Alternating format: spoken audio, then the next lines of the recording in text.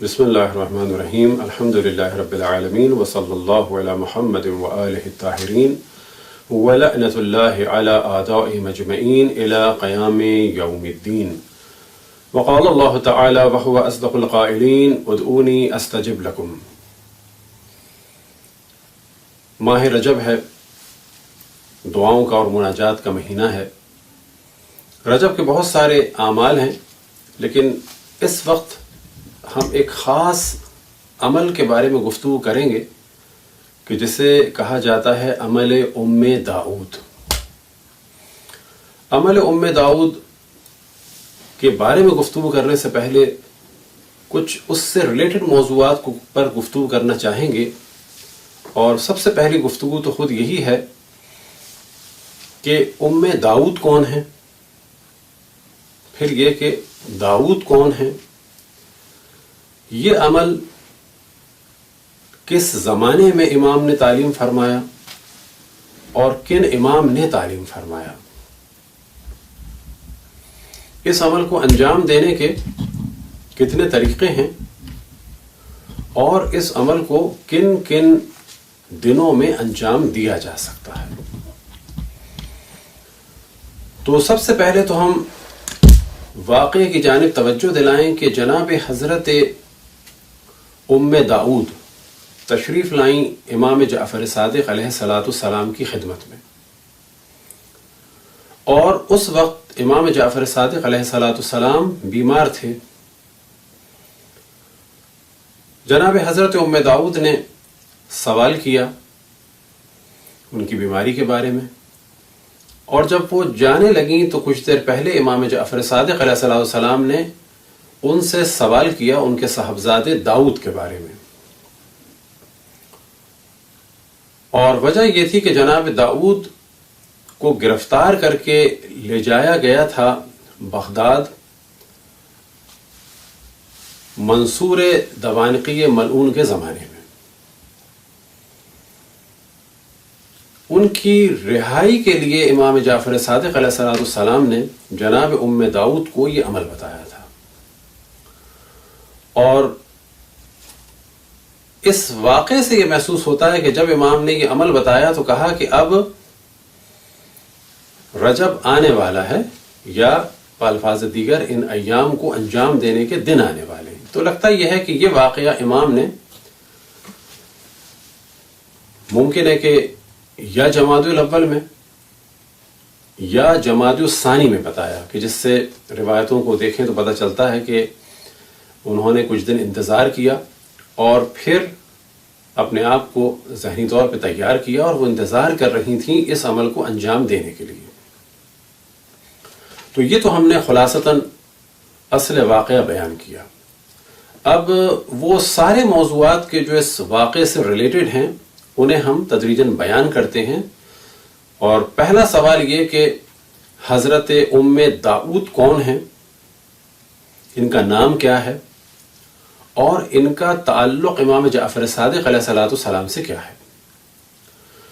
تو پہلا موضوع یہ ہے کہ جناب حضرت ام داؤد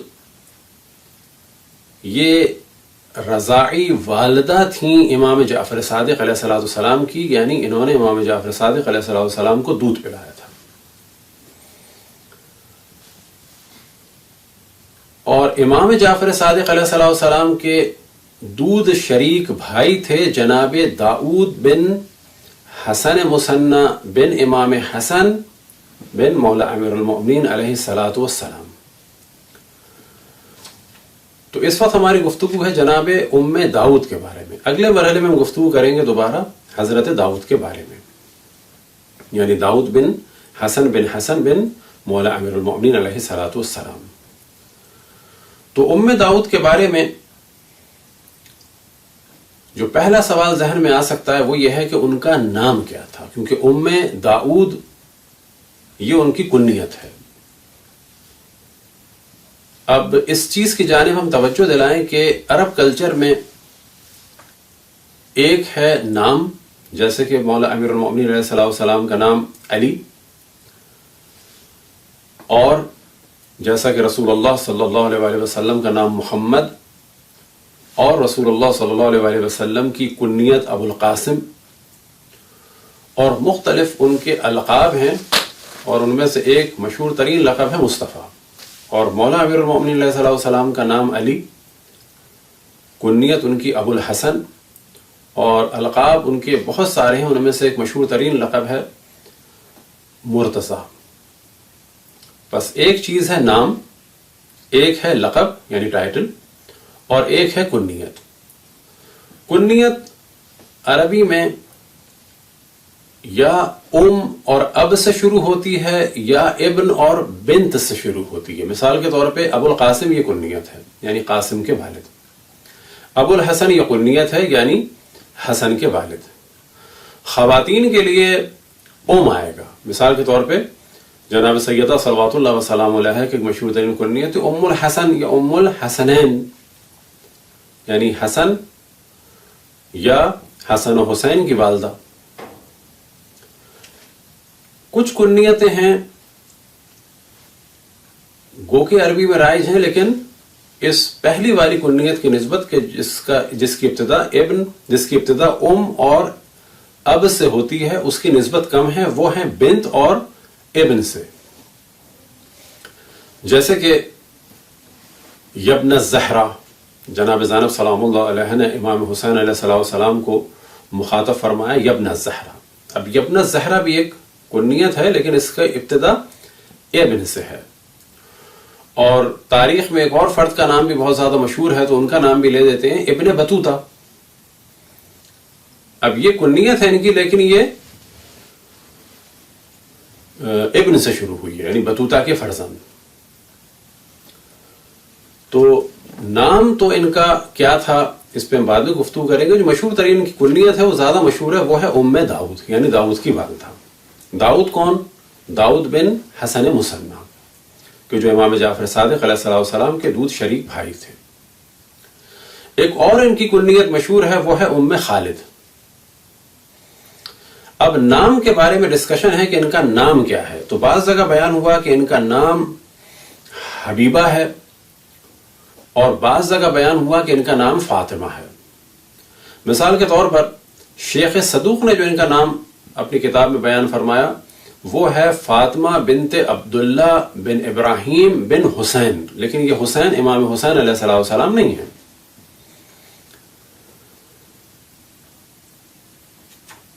اسی طرح سے اقبال الاعمال میں، کہ جو اعمال کی مشہور ترین کتاب ہے، اور اس کے مؤلف ہیں جناب سید ابن طاووس، اور یہ جناب سید ابن طاووس انہی حضرت داؤد بن حسن مصنع کی نسل سے ہیں۔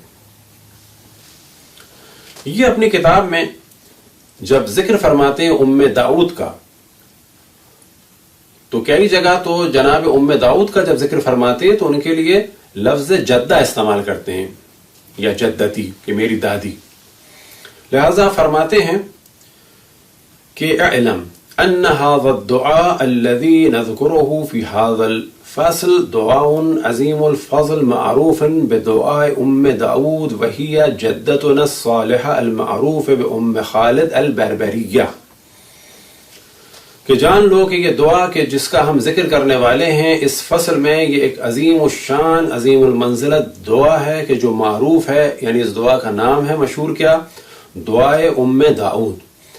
اور یہ داؤد کون ہے؟ وہی جدتنا الصالحہ، یہ ہماری بہت ہی صالحہ اور پاک و پاکیزہ جدہ ہیں۔ المعروف بأم خالد، کہ جن کی یہ کنیت ہے خالد البربریہ۔ اب ایک ڈسکشن یہ ہے کہ یہ ہیں کہاں کی؟ تو بعض جگہ بیان ہوا کہ یہ بربری ہیں۔ بربر کے بارے میں یہ ذہن میں رہے کہ ایک تو بربر شہر ہے کہ جو سوڈان میں ہے، ایک ہے بربر قوم کہ جو اس وقت تیونس میں، الجزائر میں، مراکش میں، اور اسی طرح سے لیبیا میں ہے۔ ان کی ایک اپنی زبان ہے، اور اس زبان کو کہا جاتا ہے امازیغ۔ جس طرح سے پاکستان کی نیشنل لینگویج اردو ہے، لیکن یہاں پر پشتو بھی ہے، پنجابی بھی ہے، سرائکی بھی ہے، بالکل اس طرح نارتھ افریقہ کی پرانی لینگویجز میں سے ایک لینگویج ہے امازیغ، اور اس وقت وہاں پر جو نیشنل موومنٹ چل رہی ہے ان علاقوں میں، ان میں سے ایک یہ ہے کہ نارتھ افریقہ میں اس زبان کو آفیشلائز کیا جائے. تو ابھی بھی یہ زبان چل رہی ہے، اور اس زبان کو امازیغ بھی کہا جاتا ہے اور بربری زبان بھی کہا جاتا ہے. اب ایک احتمال جو دیا جاتا ہے کہ یہ فاطمہ امام حسین کی نسل سے ہیں، وہ تو بہت بعید ہے، کیونکہ یہ امام حسین کی نسل سے نہیں ہے، کیونکہ جو شجرہ بیان ہوا ہے وہ بیان ہوا ہے فاطمہ بنت عبداللہ بن ابراہیم بن حسین، امام حسین کے فرزند ابراہیم کے جن کی نسل چلی وہ کوئی نہیں تھے. اب یہ کہ یہ عرب تھی یا غیر عرب تو بعد میں ہم بیان کریں گے دلیل کے طور پہ کہ ان کا غیر عرب ہونا بظاہر زیادہ محسوس ہوتا ہے. البتہ خود ان کی نسل سے جو جناب سید ابن طاووس ہیں انہوں نے ان کو بربری لکھا ہے، اور بربری کے بارے میں ہم نے بتایا کہ ان کی زبان عربی نہیں تھی. یہ نارتھ افریقہ کی یہ قوم ہے کہ جو تونس، الجزائر اور مراکش میں تھی. اب اس کے بعد فرماتے ہیں ام جدنا داؤد، یہ کون تھی؟ ہمارے جد داؤد کی والدہ تھیں. داؤد کون؟ داؤد بن حسن مشتبہ بن مولا امیر المؤمنین علیہ الصلاۃ والسلام. جب ان کا ذکر ہے تو جناب حسن مثنیٰ کے ایک اور فرزند تھے، ان کا نام تھا حسن مثلث. انہیں بھی شہید کیا گیا 146 میں، اور سب سے پہلے یہی شہید ہوئے اور انہیں بھی گرفتار کیا گیا تھا جناب داؤد کے ساتھ. اور یہ اپنے خاندان میں انتہائی صالح اور پاک پاکیزہ افراد میں سے تھے، اور یہ اسی قید خانے میں شہید ہوئے کہ جہاں پر جناب داؤد کو گرفتار کر کے لے جایا گیا تھا، اور سب سے پہلے شہداء میں سے یہی تھے. اب جب جناب حسن مثلث کا ذکر ہوا تو ایک ذکر ہم کریں گے اور کہ جو اس دعا سے تو ریلیٹڈ نہیں ہے، لیکن اس کا ذکر عام طور پہ محرم میں کرتے ہیں. انشاءاللہ اگر زندگی رہی تفصیل سے ایک اور دفعہ بھی ہم ذکر کریں گے، اور وہ ذکر ہے جناب حسین بن علی شہید فخ کا. تاریخ میں جو مشہور ترین ذات ہے وہ ہے ذات مقدس امام حسین علیہ الصلاۃ والسلام، جو حسین کے نام سے ہیں، اور ان کے بعد ایک اور حسین ہیں. امام حسین علیہ الصلاۃ والسلام کا نام حسین ابن علی یعنی ابن مولا امیر المؤمنین علیہ الصلاۃ والسلام. ایک حسین بھی تاریخ میں گزرے ہیں جو امام حسن علیہ الصلاۃ والسلام کی نسل سے تھے. ان کا نام تھا حسین ابن علی ابن حسن المثلث ابن حسن المثنى ابن حسن المجتبى ابن مولا امیر المؤمنین علیہ الصلاۃ والسلام. یہ جس طرح تاریخ میں لکھا جاتا ہے حسین ابن علی بن حسن بن حسن بن حسن بن علی. ان کا مشہور ترین ایک لقب ہے حسین ابن علی شہید فخ، اور امام حسین علیہ الصلوۃ والسلام کا ایک لقب ہے حسین ابن علی شہید طف، طائف. طف کربلا کے ناموں میں سے ایک نام ہے، اور فخ مکے کا ایک علاقہ ہے کہ آج اس علاقے کو مکے ہی میں شامل مانا جاتا ہے، لیکن سابقہ زمانے میں مکے سے تقریباً 6 میل باہر تھا. لیکن اب کیونکہ مکہ بڑھ گیا تو مکے میں آ گیا ہے. وہاں آج بھی قبریں موجود ہیں اور ارد گرد عمارتیں ہیں. اس مقام کو کہا جاتا ہے فخ. یہاں پر جناب حسین ابن علی یعنی امام حسن کی نسل سے یہ تھے. انہیں 8 ذی الحجہ کو 169 میں ہادی عباسی ملعون کے دور میں تقریباً 100 سے زیادہ ان کے اصحاب کے ساتھ انہیں شہید کیا گیا. 8 ذی الحجہ کو مکے میں شہید کیا گیا. وجہ کیا تھی کہ یہ لوگ مخالف تھے مدینے میں ہادی عباسی کے، لیکن یہ حج کرنے آئے تھے اور اپنا اسلحہ چھوڑ کے آئے تھے. ان کو امان بھی دی گئی تھی، لیکن انہیں 8 ذی الحجہ کو مکے میں قتل کیا گیا. ان کے سروں کو پھر بعد میں مدینے لایا گیا، اور امام موسیٰ کاظم علیہ الصلوۃ والسلام کو ان کے سروں کو رکھ کر اس میں سے گزارا گیا. اور امام موسیٰ کاظم علیہ الصلوۃ والسلام نے ارشاد فرمایا واللہ مضى مسلما قواما صواما آمرا بالمعروف وناہیا عن المنکر، کہ خدا کی قسم یہ مسلمان دنیا سے گیا نمازیں کثرت سے پڑھنے والا، روزے کثرت سے رکھنے والا، امر بالمعروف کرنے والا اور نہی عن المنکر کرنے والا. وما کان مثلہ ما کان فی اہل بیتہ مثلہ، اور ان کے اہل بیت میں یا بالفاظ دیگر نسل امام حسن میں ان جیسا کوئی نہیں تھا. یہ واقعہ عام طور پر کیونکہ نہیں پڑھا جاتا تو ہم توجہ دلاتے ہیں کہ 100 سے زیادہ سروں کے درمیان سے امام موسیٰ کاظم علیہ السلام کو گزارا گیا. یہ جو آج داعش وغیرہ کو لوگ کہتے ہیں کہ جی ان کا اسلام سے کوئی تعلق نہیں، ان کا اس اسلام سے تعلق ہے جو اہل بیت کی مخالفت میں بنا تھا، اور آج بھی اہل بیت کی مخالفت میں ہیں. اور داعش جیسوں کی حرکات اگر دیکھنی ہو، تاریخ بڑی پڑی ہے، بعد رسول اللہ جو بھی اہل بیت کے مقابلے میں آیا اس کی روش وہی تھی داعش والی. اب اس جانب توجہ رہے کہ جناب حسن مثنی کی ایک تو زوجہ تھیں، اور یہاں پر کنفیوژن ہو جاتا ہے لوگوں کو کہ جب ام داؤد کا نام بیان ہوتا ہے فاطمہ تو فوراً ذہن میں آتا ہے کہ یہ فاطمہ بنت امام حسین ہے، جبکہ وہ فاطمہ بنت امام حسین الگ زوجہ ہیں حضرت حسن مثنی کی. اور یہ دوسری زوجہ کے جن کا نام بعض جگہ بیان ہوا، یہ فاطمہ بنت حسین نہیں ہے، بلکہ یہ فاطمہ بنت عبداللہ ابن ابراہیم ابن حسین ہے. لیکن جو زیادہ صحیح محسوس ہوتا ہے وہ یہی محسوس ہوتا ہے کہ یہ حبیبہ ہیں، اور جیسا کہ انہوں نے بیان کیا. اب یہ ذہن میں رہے کہ حسن مثنی کی شادی ہوئی، یعنی امام حسن کے فرزند حسن تھے جن کو کہا جاتا ہے حسن مثنی، جو واقع کربلا میں تھے، بعد میں زخمی ہوئے، اس کے بعد بچ گئے. پھر ان کا والدہ کی جانب سے جو ایک رشتہ دار تھا اسما ابن خارجہ، اس نے عبید اللہ ابن زیاد سے سفارش کی اور ان کو مدینے بھجوا دیا گیا.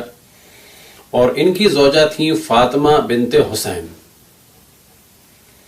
اور فاطمہ بنت حسین سے ان کے بچے ہوئے، جن میں سے ایک تھے جناب عبداللہ ابن محض، ان کا نام تھا عبداللہ اور لقب تھا محض، کیونکہ وہ دونوں جانب سے سید تھے. اسی طرح سے ابراہیم اور حسن مثلث کے جن کا ہم نے ذکر کیا، اور انہی کی نسل سے تھے علی، اور علی کی نسل سے تھے پھر جناب حسین ابن علی شہید فخر کے جن کی ہم نے ابھی مختصر سی ہسٹری بیان کی تھی. اور ان کی 2 صاحبزادیاں تھیں زینب اور ام کلثوم. یہ تھیں امام حسین کی صاحبزادی فاطمہ بنت حسین سے جو نسل چلی حسن مثنی کی. اور داؤد کی والدہ کا نام تھا ام داؤد، یعنی لقب کنیت تھی، اور نام ان کا جیسا کہ ہم نے پہلے بیان کیا حبیبہ. تو یہ ذہن میں رہے کہ حسن مثنی کی ایک زوجہ فاطمہ بنت حسین تھی، وہ بالکل الگ ہیں. اور جن سے عمل ام داؤد بیان ہوا ہے یہ فاطمہ بنت عبداللہ تھیں، کہ جو بالکل الگ ہیں. لیکن زیادہ مشہور جو ان کا نام بیان ہوا ہے وہ حبیبہ بیان ہوا ہے، اور جو کنیت بیان ہوئی ہے وہ ام خالد، اور جو زیادہ مشہور کنیت بیان ہوئی ہے وہ بیان ہوئی ہے ام داؤد. پھر جناب حسن مثنی کی ایک اور زوجہ تھی جن کا نام تھا رملہ. خیر، ام داؤد سے ایک تو ان کے فرزند سے داؤد اور جعفر، اور اسی طرح سے رملہ سے محمد اور رقیہ اور فاطمہ. اور جیسا کہ ہم نے پہلے بیان کیا کہ ام داؤد کے بارے میں یہ گفتگو ہے کہ یا تو ان کا تعلق تھا بربر قوم سے اور زبان ان کی عربی نہیں تھی، یا ان کا تعلق تھا روم سے، اور اگر رومی ہیں تو بھی ان کی زبان عربی نہیں تھی. اور اس کی دلیل جو ملتی ہے وہ امام جعفر صادق علیہ السلام کے قول سے ملتی ہے کہ جب آپ نے فرمایا کہ اس اے ام داؤد آپ اس عمل کو انجام دیں، اور پھر سورہ بیان فرمائے کہ سورہ انعام سے لے کر جو بعد کے سورے ہیں ان کو پڑھنا ہے. اس عمل میں ہم دوبارہ اس موضوع کو ڈسکس کریں گے. اور وہاں پر امام نے ایک جملہ ارشاد فرمایا ان سے، وَإِن لَمْ تُحْسِنُوا ذَلِكَ وَلَمْ تُحْسِنُوا، اگر آپ اس کو اچھی طرح سے نہ پڑھ سکیں اور آپ اچھی طریقے سے نہیں پڑھ سکیں گی، قرآن مجید سے آپ اسے اچھی طریقے سے نہیں پڑھ سکیں گی. اس سے یہ محسوس ہوتا ہے کہ ان کی زبان جو ہے وہ عربی نہیں تھی. لہٰذا امام نے فرمایا کہ اگر آپ نہ پڑھ سکیں، اگرچہ آپ نہیں پڑھ سکیں گی، تو پھر کیا کریں؟ تو پھر ان سوروں کے پڑھنے کے بجائے 1000 دفعہ سورہ توحید کو پڑھ لیں۔ اس موضوع کو ہم دوبارہ بیان کریں گے۔ یہ ہم نے موضوع اس وجہ سے بیان کیا کہ اس دلیل سے یہی محسوس ہوتا ہے کہ آپ عرب زبان نہیں تھیں بلکہ دوسرے علاقے سے یہاں پر تشریف لائی تھیں۔ اب اگلا موضوع کہ جناب داؤد کے بارے میں۔ جناب داؤد کے بارے میں ہم نے پہلے بیان کیا کہ آپ امام جعفر صادق علیہ السلام کے دوست شریک بھائی تھے اور امام زین العابدین علیہ السلام کے داماد بھی تھے۔ ان کی صاحبزادی کلثوم کے شوہر تھے۔ اس رشتے سے جناب داؤد ایک جانب تو ان کے دوست شریک بھائی ہیں تو دوسری جانب ان کے پھپھا بھی ہیں۔ اب یہ ذہن میں رہے کہ سابقہ دور میں یہ ہوتا تھا کہ ایک بچہ شادی کے قابل ہے یا شادی بھی ہو چکی ہے، دوسری جانب ایک اپنا بچہ پیدا ہوا ہے کہ جو ابھی 1-2 مہینے کا ہے، جبکہ اس سے بڑا ممکن ہے نواسا ہو، جیسا کہ کربلا میں امام محمد باقر علیہ السلام تقریباً 3 اور 4 سال کے درمیان تھے، لیکن وہ کون تھے؟ پوتے تھے امام حسین کے، لیکن خود ان کے فرزند حضرت علی اصغر 6 مہینے کے تھے۔ یا ایک قول کے مطابق خود عاشور کے دن ایک بچے کی ولادت ہوئی کہ جن کا نام عبداللہ تھا، وہ اس دن پیدا ہوئے۔ تو سابقہ دور میں یہ چیز بڑی نارمل تھی کہ پوتے سے چھوٹے اپنے بیٹے یا اپنی بیٹیاں۔ پھر ایک جگہ بیان کیا جناب سید ابن طاؤس نے ان کی معرفی کراتے ہوئے کہ یہ کون ہیں؟ ابو سلیمان نام ہے ان کا۔ جناب داؤد کا نام داؤد ہے اور جو ان کی کنیت ہے وہ ابو سلیمان ہے۔ ابو سلیمان بن حسن مثنی بن امام حسن مجتبی بن مولا امیر المؤمنین علیہ السلام۔ پھر ان کے بارے میں فرماتے ہیں وَهُوَ ابن داعیت ابی عبداللہ الجعفر محمد ابن الصادق علیہ السلام، اور وہ ان کی دایا۔ اب دایا عربی میں جو ہے وہ دونوں معنی میں استعمال ہوتا ہے، لیکن جو زیادہ ہوا استعمال اور جو روایتوں میں کثرت سے واضح کیا گیا کہ داؤد امام جعفر صادق علیہ السلام کی رضائی والدہ بھی تھیں، کیونکہ اگر یہ فقط دایا مان لی جائیں، کیونکہ دایا کے 2 معنی ہیں کہ جو بچوں کی کفالت کرے اور دیکھے، جو ہمارے اردو میں بھی کہتے ہیں، اور دوسرے معنی کیا ہیں کہ جو دودھ بھی پلائے۔ تو کیونکہ جناب داؤد ان کے بھائی تھے، امام جعفر صادق علیہ السلام کے دوست شریک بھائی، اس سے محسوس ہوتا ہے کہ وہ دایا بمعنی رضائی والدہ کے ہیں۔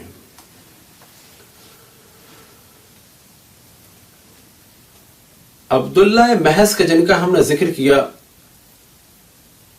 انہوں نے ان کے بیٹے محمد نفس زکیہ نے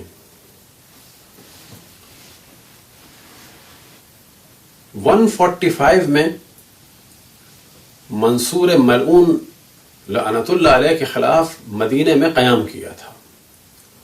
پھر اس منصور نے انہیں قتل کرا دیا، یعنی محمد نفس زکیہ کو قتل کرا دیا فوج بھیج کے، اور مدینے میں قتل عام ہوا۔ اور بصرے میں ان کے بھائی تھے، انہیں قتل کرا دیا، ابراہیم بن عبداللہ کو۔ تو عبداللہ محض کے 2 مشہور فرزند تھے، ایک محمد نفس زکیہ اور ایک ابراہیم، ان دونوں کو قتل کر دیا، ایک کو مدینے میں ایک کو بصرے میں۔ بعد میں فوج نے حملہ کیا اور عبداللہ کو گرفتار کیا، اور انہی کے ساتھ ساتھ بہت ساری ذریت امام حسن کو اور سادات کو گرفتار کیا، اور انہی گرفتار ہونے والوں میں تھے جناب داؤد ابن حسن، کہ جن کا یہاں پہ ذکر ہو رہا ہے۔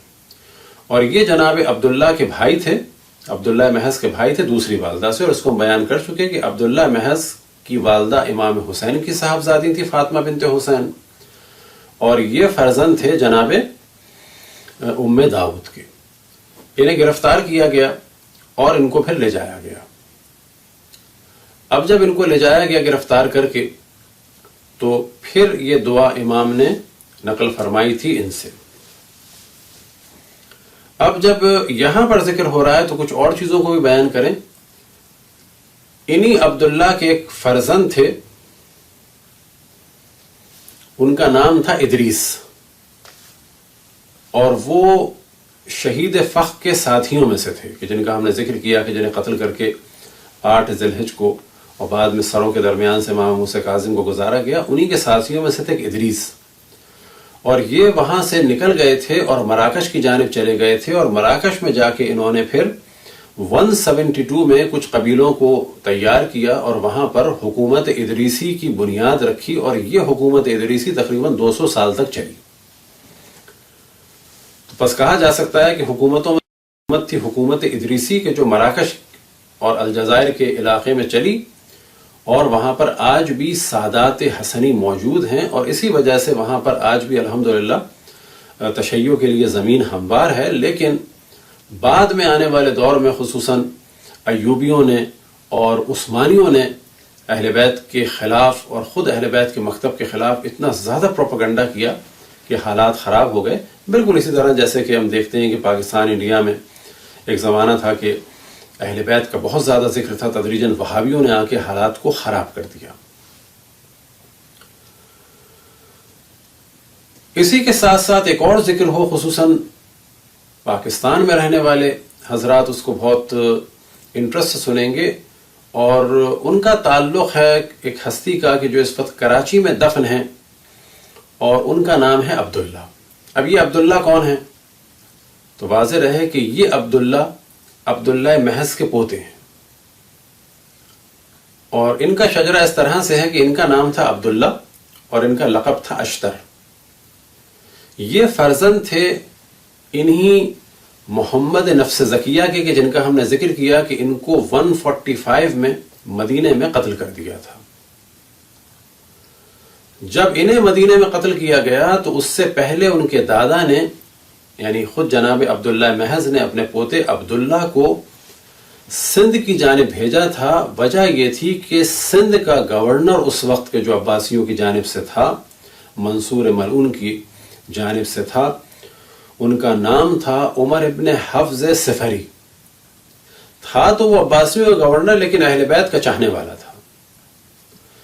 ان کو بھیجا گیا تھا، یا بالفاظ دیگر عبداللہ شاہ غازی کو کہ جن کا مزار کلفٹن میں ہے، ان کو بھیجا گیا تھا عمر ابن حفظ صفری سے بیعت لینے کے لیے، اور انہوں نے بیعت کر لی تھی، اور نزدیک تھا کہ وہ بھی اٹھیں کس کے خلاف؟ منصور کے خلاف۔ لیکن اسی دوران پتہ چلا کہ مدینے میں جو قیام ہے جناب محمد نفس زکیہ کا، اسے کچل دیا گیا، ان سب کو قتل کر دیا گیا۔ پھر حالات خراب ہو گئے، یہاں تک کہ عمر بن حفظ صفری نے جناب عبداللہ یعنی عبداللہ اشتر کے جن کو عام طور پر پاکستان میں کہا جاتا ہے عبداللہ شاہ غازی کے جن کا مزار کلفٹن میں ہے، ان کو قریب ہی کسی راجہ کے حوالے کر دیا کہ ان کو اپنے پاس چھپا کے حفاظت میں رکھو۔ وہاں راجہ کے یہاں انہوں نے ایک خاتون کے جو مسلمان ہوئی یا مسلمان تھی پہلے سے، اس علاقے میں انہوں نے شادی کی، اور ان سے ایک بیٹا بھی ہوا کہ جو علم الانساب میں اس کا نام ابو الحسن محمد ہے، کہ جو منصور کے مرنے کے بعد کوفے چلے گئے تھے، اور کوفے میں ان کی نسل چلی۔ پھر اسی دوران کیونکہ مخالفت کر دی تھی عمر بن حفظ نے کہ جو منصور کا گورنر تھا، انہیں قتل کیا گیا، اور منصور نے اپنا نیا گورنر بھیجا کہ جس کا نام تھا حشام بن عمرو تغلبی۔ اس نے آ کے عمر بن حفظ صفری کو بھی قتل کیا، اور پھر یہ ڈھونڈنے میں لگ گیا کہ کہاں ہیں عبداللہ شاہ غازی۔ بالآخر انہیں ڈھونڈا، بعض جگہ بیان ہوا کہ اس نے نہیں بلکہ اس کے بھائی نے مارا، اور بعض جگہ بیان ہوا کہ خود اس نے مارا، اور مارنے کے بعد ان کا سر منصور کے پاس بھیج دیا۔ جسم کسی جگہ ٹانگ دیا، بعد میں ان کے طرفداروں نے دفن کر دیا، کافی عرصے تک یہ گمنام رہا، اور اس کے بعد ایک قول بیان ہوتا ہے کہ یہ جو اس وقت کلفٹن میں قبر ہے، یہ یہاں پر ان کا جسم مطہر دفن ہے۔ بس یہ یاد رہے کہ خود ان کی جو وفات ہے وہ تقریباً اسی زمانے میں ہے جناب عبداللہ شاہ غازی کی 47 وغیرہ کے آس پاس، یا اس سے کچھ تھوڑا زیادہ، یعنی 147 سے کچھ بعد میں، تقریباً کہا جا سکتا ہے ممکن ہے 2 سال بعد ہو، 3 سال بعد ہو، کیونکہ وہ کچھ عرصے چھپے رہے۔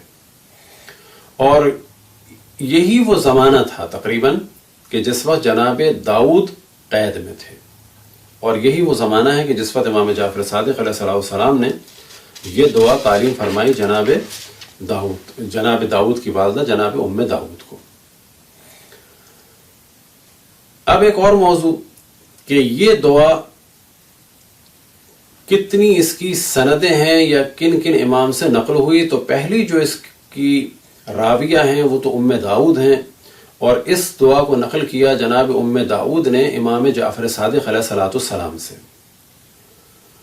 اور جو دوسری روایت کا سلسلہ ہے وہ ہے امام موسیٰ کاظم علیہ السلام سے اور پھر ان کے اصحاب سے۔ اب جو طریقہ بیان ہوا ہے اس عمل کا، وہ طریقہ جو امام نے ارشاد فرمایا وہ یہ کہ 13، 14 اور 15 کو روزہ رکھو۔ 13، 14، 15 رجب کو آپ روزہ رکھیں۔ روزہ رکھنے کے بعد نماز ظہر اور عصر سے فارغ ہوں، کسی خلوت کی جگہ پر بیٹھیں کہ جہاں پر کوئی ڈسٹرب نہ کرے۔ اب ظاہر ہے کہ اس عمل کو بعض دفعہ لوگ نہیں کر پاتے، تو کسی مسجد امام بارگاہ میں بھی ہو تو کوئی حرج نہیں ہے، لیکن کوئی بھی چیز ڈسٹرب نہ کرے، توجہ خداوند تبارک و تعالیٰ کی بارگاہ اقدسی کی جانب رہے۔ پھر اس کے بعد 100 دفعہ سورہ حمد، سورہ حمد کے بعد 100 دفعہ سورہ توحید، سورہ توحید کے بعد 100 دفعہ آیت الکرسی، پھر آیت الکرسی کے بعد سورہ انعام جو 6واں سورہ ہے، پھر بنی اسرائیل جو 17واں سورہ ہے، پھر سورہ کہف کہ جو 18واں سورہ ہے، پھر سورہ لقمان 31واں سورہ، پھر سورہ یاسین 36واں سورہ، پھر سورہ صافات 37واں سورہ، پھر حامیم سجدہ سورہ نمبر 41 41، پھر حامیم عین سین قاف یعنی سورہ شعراء سورہ نمبر 42، پھر حامیم دخان یعنی سورہ دخان سورہ نمبر 44، پھر سورہ فتح سورہ نمبر 48، پھر سورہ واقعہ سورہ نمبر 56، پھر سورہ ملک سورہ نمبر 67، پھر سورہ نون والقلم یا سورہ قلم سورہ نمبر 68، پھر اس کے بعد سورہ انشقاق یا سورہ اذا السماء انشقت سورہ نمبر 84، پھر سورہ نمبر 84 سے لے کے آخر قرآن تک۔ یہ ہے اس کا طریقہ، اور اس کے بعد ہے دعائے ام داؤد۔ اور دعائے ام داؤد کا اگر خلاصہ بیان کیا جائے تو اس میں خداوند تبارک و تعالیٰ کی حمد و ثنا ہے، پھر جناب جبرائیل و میکائیل و اسرافیل و عزرائیل و ملائکہ پر درود و سلام ہے، اور پھر اس کے بعد انبیاء علیہم السلام پر درود و سلام ہے، اور ساتھ ہی انبیاء کے خاص اصحاب جیسے کہ حواری، اور اسی طرح سے اسباط یعنی فرزندان حضرت یعقوب، اور حضرت لقمان کہ جو نبی نہیں تھے لیکن بہت ہی پاک و پاکیزہ اور بزرگ افراد میں سے تھے، ان کا ذکر ہے۔ تو یہ ہیں چند ذکر، اور ان سب پر جو ہے وہ درود و سلام بھیجا گیا، اور آخر میں رسول اللہ صلی اللہ علیہ وسلم اور ائمہ علیہم السلام پر، پھر اس کے بعد حاجات کا اور خداوند تبارک و تعالیٰ سے مناجات کا سلسلہ ہے۔ یہ خلاصہ ہے یہ خلاصہ ہے دعائے ام داؤد کا، کہ جس کو دعائے استفتاح بھی کہتے ہیں۔ تو یہ تو ہے اس کا مشہور طریقہ عمل کا کہ جو عموماً بیان ہوا، یہی طریقہ بیان ہوا ہے مفاتیح الجنان میں۔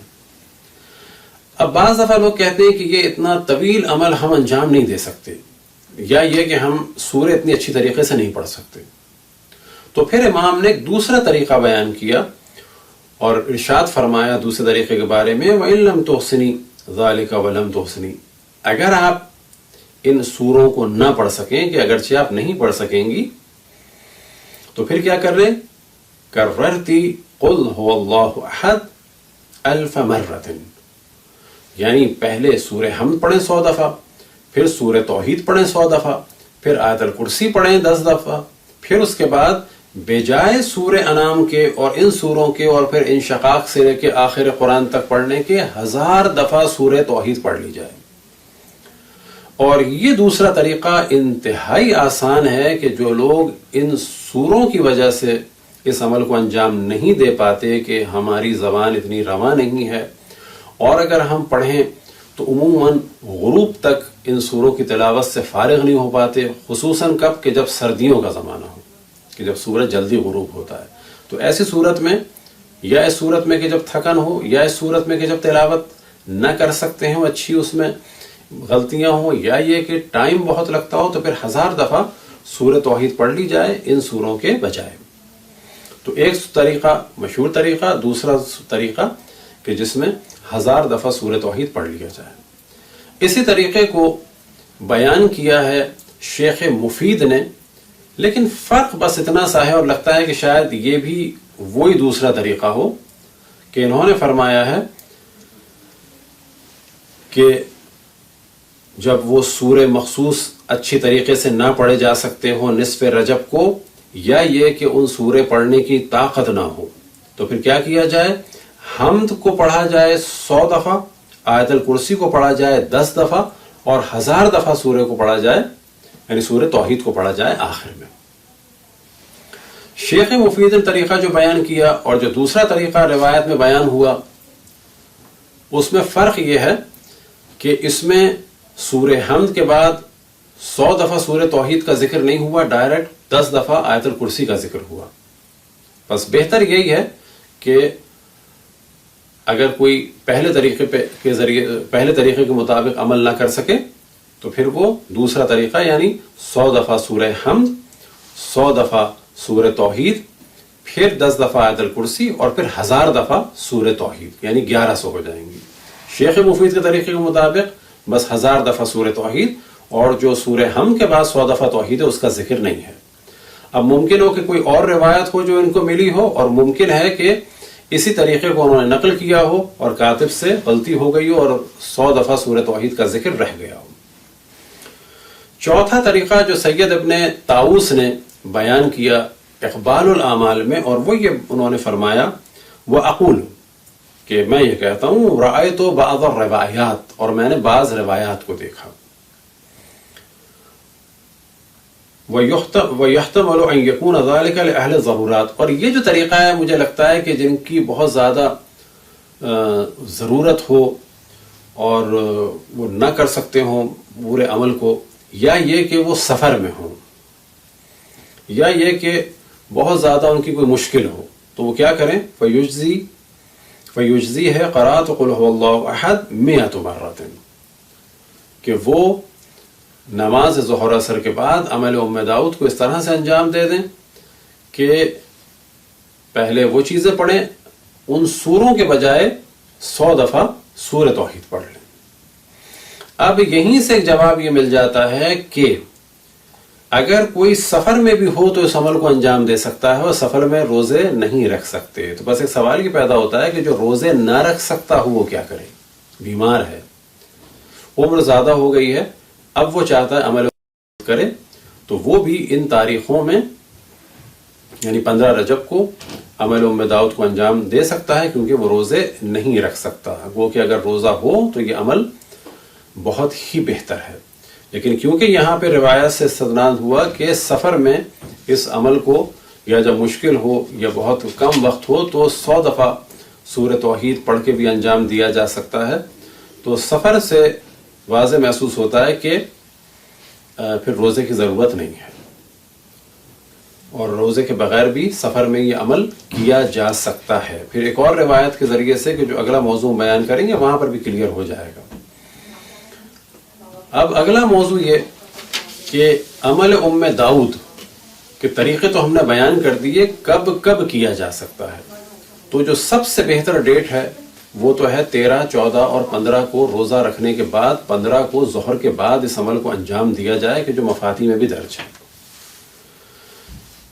لیکن جناب ام داؤد نے سوال کیا کہ کیا اس دعا کے ذریعے سے میں اللہ کو پکار سکتی ہوں کسی اور دن بھی؟ تو امام نے جواب دیا، یعنی یہ فرماتی ہیں ام داؤد، قالت ام داؤد قلت لابی عبداللہ یا سیدی، کیا میرے سید، ایدعو بہذا دعا فی غیر رجب، آیا رجب کے علاوہ بھی اس دعا کے ذریعے سے اللہ کو پکار سکتی ہوں، اللہ کو پکارا جا سکتا ہے؟ قال نعم، امام نے فرمایا یوم العرفہ۔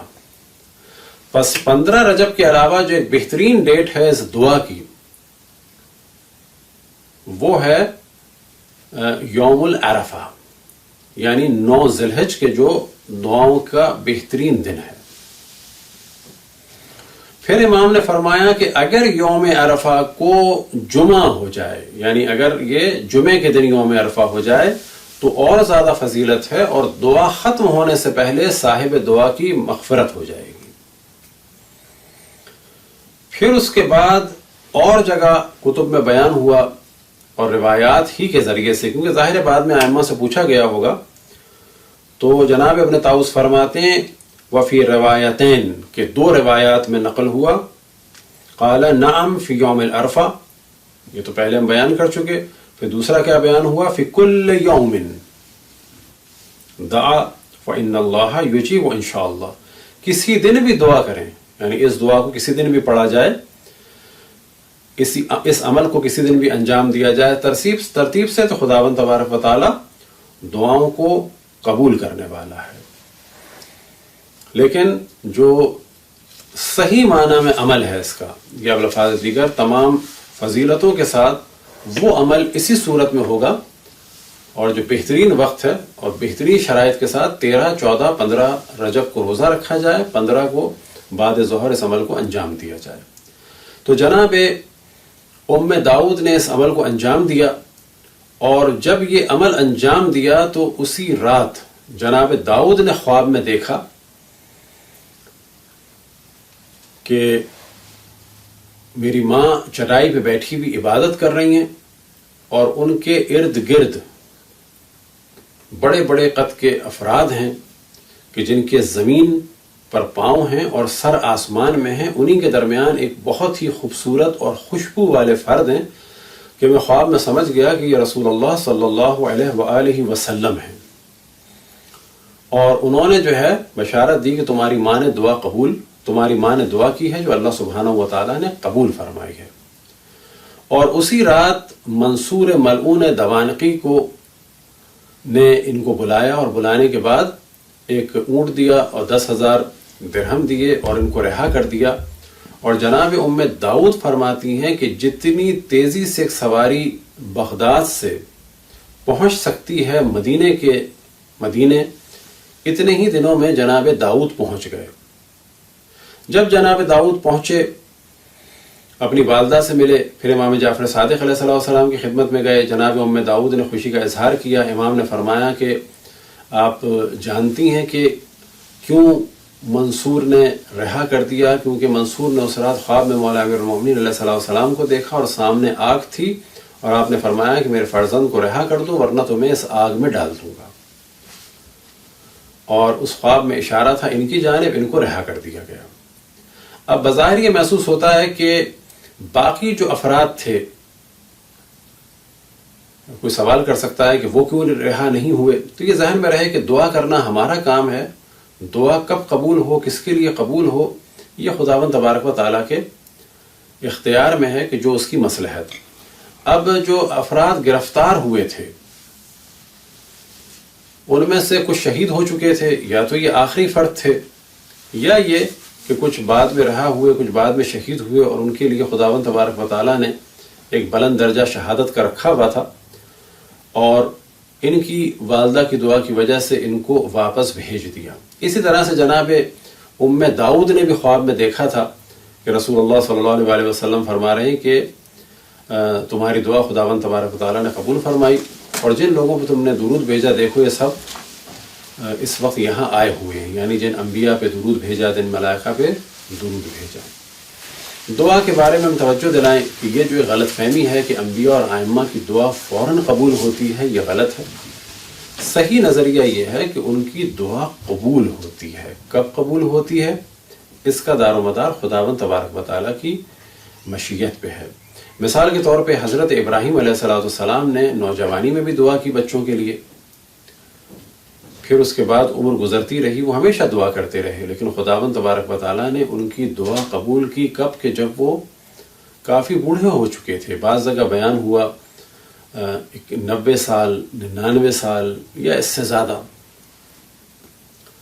تو وہ حضرت ابراہیم کے جو 90 سال میں اللہ سے مایوس نہیں ہوئے، تو کیا انہوں نے 50 یا 60 سال میں دعا نہیں کی تھی بیٹے کی یا بچوں کی، یا 30 یا 35 سال میں دعا نہیں کی تھی؟ نہیں، جواب یہ ہے کہ وہ ہمیشہ دعا کرتے تھے، لیکن خداوند تبارک و تعالیٰ کا امتحان یہ تھا کہ ان کی دعا کو بڑھاپے میں قبول کیا، اور دنیا کے سامنے خود حضرت ابراہیم کو ایک معجزہ بنا دیا کہ بڑھاپے میں بچے کی ولادت ہوئی۔ لیکن پھر مزید امتحان حضرت ابراہیم کا یہ ہوا علیہ الصلوۃ والسلام کا کہ آپ کو حکم ہوا کہ اس بچے کو اور حضرت ہاجرہ کو مکے کی بیابان سرزمین پہ چھوڑ کے آؤ۔ یہ ایک دوبارہ امتحان ہوا۔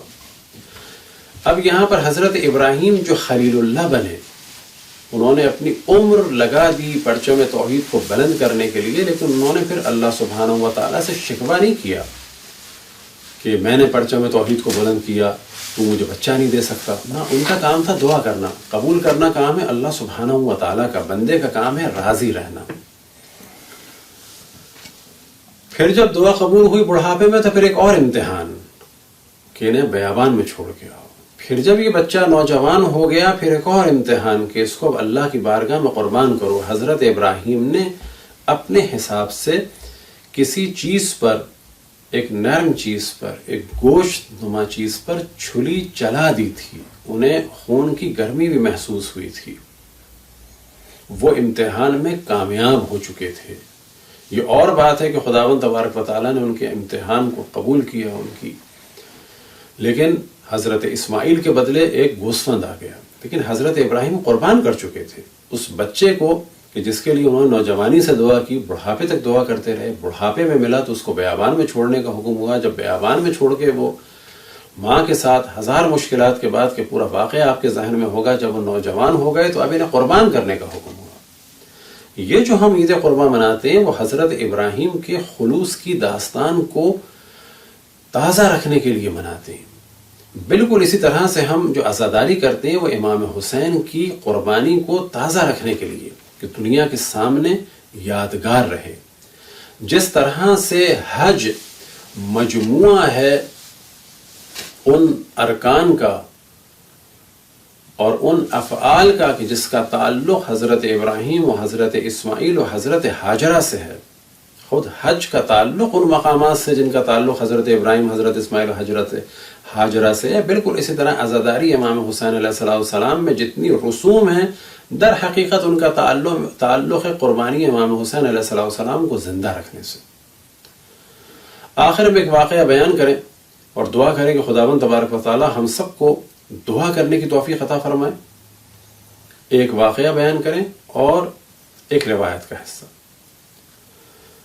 یہ ذہن میں رہے کہ اگر دعائیں قبول نہیں ہوتی تو خداوند تبارک و تعالی اس کے بدلے جزا دیتا ہے۔ روایت میں نقل ہوا کہ روز قیامت جب انسان اپنے نام اعمال کو دیکھے گا اسے تعجب ہوگا اور کہے گا کہ یہ عمل تو میں نے نہیں کیا، اتنے حسنات میرے کیوں؟ تو جواب ملے گا وہ جو تم نے دعائیں مانگی تھیں اور قبول نہیں ہوئیں۔ لیکن شرط کیا ہے اس میں؟ کس مومن کے لیے مقام ہوگا کہ جو اس کے بعد بھی دعا کرتا رہا اور اللہ سے ناراضی نہیں ہوا، اللہ سے راضی رہا، اللہ سے شکوہ نہیں کیا۔ تو جب وہ قیامت میں دیکھے گا تو اسے تعجب ہوگا کہ یہ میرے نام اعمال، تو جواب ملے گا کہ تم نے جو دعائیں مانگی قبول نہیں ہوئیں، یہ اس کے بدلے تمہیں جزا ملی ہے۔ وہ اس وقت خواہش کرے گا کہ اے کاش میری کوئی دعا قبول نہ ہوئی ہوتی۔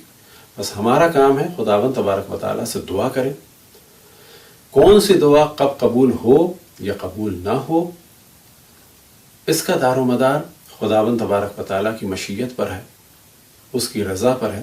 ہمارا کام ہے کہ ہم خداوند تبارک و تعالیٰ کی مشیت پہ راضی رہیں اور اس سے دعا کرتے رہیں۔ دعا قبول ہوگی تو ہمیں ثواب ملے گا، مشکل تو الگ حل ہوگی لیکن اس کا بھی ثواب ہے دعا کرنے کا۔ دعا قبول نہیں ہوگی تو اور زیادہ ثواب ملے گا، لیکن ہم کبھی اللہ سبحانہ و تعالیٰ سے شکوہ نہ کریں اور راضی رہیں۔ ایک واقعہ جو عام طور پہ دعا کے بعد ہم بیان کرتے ہیں، اور اس سے پہلے ایک اور چیز یاد آ گئی کہ آپ لوگوں کی اس سے تسلی ہوگی کہ بعض دفعہ لوگ کہتے ہیں کہ میں بڑی مشکل میں ہوں دعا فرمائیں۔ تو کسی نے ہم سے کہا ایک دفعہ کلاس میں کچھ خواتین نے کہ ہماری کچھ مشکلات ہیں دعا فرمائیں، تو ہم نے ان سے یہی کہا کہ سوچ لیں خواہشات ہیں یا مشکلات ہیں۔ بس جب بھی ہم کسی سے دعا کے لیے کہیں تو یہ ذہن میں رہے کہ مشکل ہے یا حاجت ہے. بعض دفعہ ہم میں سے کسی کو کوئی مشکل نہیں ہوتی، ہماری خواہشات ہوتی ہیں، لیکن جب ہم کہتے ہیں کہ ہم ایک مشکل میں گرفتار ہیں تو در حقیقت ہم اللہ سبحانہ و تعالیٰ کی نعمتوں کا انکار کر رہے ہوتے ہیں. ہمیں کوئی مشکل نہیں ہے، خواہش ہے. تو یہ بھی چیزیں ذہن میں رہیں. بس واقعہ یہ تھا کہ تقریباً جب 25 یا 26 سال کی ہماری عمر تھی اور قم میں تھے تو حضرت آیت اللہ العظمیٰ بہجت رضوان اللہ تعالیٰ علیہ کہ جو عبادت خداوند تبارک و تعالیٰ کا بہترین ایک مظہر تھے اس دنیا میں، تو خود میں نے ان سے کہا کہ بعض دفعہ دعا کرتے کرتے ایک عجیب سی کیفیت ہو جاتی ہے، ایک نا امیدی کی سی کیفیت. اب کس وقت ہم نے ان سے کہا؟ تقریباً 25 سال کی عمر پہ یا 26 سال کی عمر پہ. تو ان کے بہت سارے واقعات ہیں، وہ بہت لطیف نکات بھی بیان کرتے تھے اور بعض دفعہ چھوٹا سا جملہ کہتے تھے اور لوگوں کو ہنسا بھی دیتے تھے. اس وقت بھی انہوں نے ایک جملہ کہا کہ اس کے بعد خود بھی مسکرائے، مجھے بھی ہنسی سی آئی اور سمجھ میں آ گیا وہ کیا کہنا چاہ رہے ہیں. تو جس وقت میں نے کہا کہ بعض دفعہ دعا کرتے کرتے ایک عجیب سی کیفیت ہو جاتی ہے، ایک مایوسی کی سی کیفیت ہو جاتی ہے، کیا کیا جائے، تو انہوں نے کوئی لمبی چوڑی نصیحتوں کا سلسلہ شروع نہیں کیا، صرف ایک جملہ کہا، کیا کبھی ایسا ہوا ہے کہ تم نے 50 سال دعا کی ہو اور قبول نہ ہوئی ہو؟ اب یہ جملہ کہہ رہے ہیں کس سے؟ جس شخص کی عمر ہی 25 یا 26 سال ہے. کیا کبھی ایسا ہوا ہے کہ 50 سال دعا کی ہو اور قبول نہ ہوئی ہو؟ جیسے انہوں نے کہا تو خود بخود مجھے محسوس ہوا کہ ہاں، یعنی وہ اس وقت یہ کہنا چاہ رہے ہیں کہ ایک مومن کی ذمہ داری ہے کہ 50 سال بھی اگر دعا کرے تو نا امید نہ ہو. یا بالفاظ دیگر ہمارا کام ہے کہ ہم انبیاء علیہ السلام خصوصاً حضرت ابراہیم علیہ السلام کی طرح سے دعا کریں اور دعا کرتے رہیں. قبول ہو تو اللہ سے راضی رہیں، قبول نہ ہو تو اللہ سے راضی رہیں. قبول ہو جائے پھر اس کے بعد کوئی امتحان ہو جیسے کہ جناب اسماعیل سے ہوا تو اللہ سے راضی رہیں.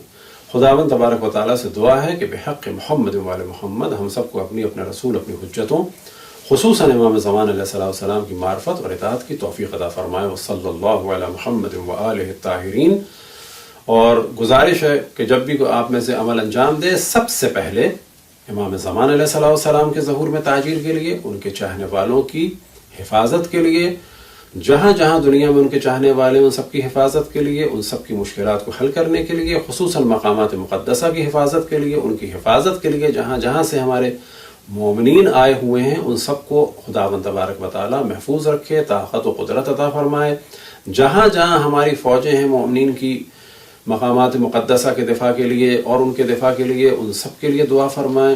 اسی طرح سے شام میں اس وقت 2 شہر ہیں کہ جن کا نام ہے فوعہ و کفریہ. وہاں پہ تقریباً اس وقت ان وہابی دہشت گردوں کے محاصرے میں 30,000 کے قریب مؤمنین ہیں اور ان کی جان کو خطرہ ہے. پچھلے 5 دن پہلے کی جو اطلاع تھی یا 10 دن پہلے کی، جب آپ پروگرام دیکھیں گے تقریباً اس سے 20 دن پہلے کی، تو وہاں پر کھانا پینا ختم ہو چکا تھا. دعا فرمائیں کہ خداوند تبارک و تعالیٰ امام کے ظہور میں تعجیل فرمائے، ان کے چاہنے والوں کی حفاظت فرمائے، ہم سب کو ان کے اصحاب اور انصار میں شامل فرمائے. اور محمد وآل محمد صلی اللہ علیہ وسلم.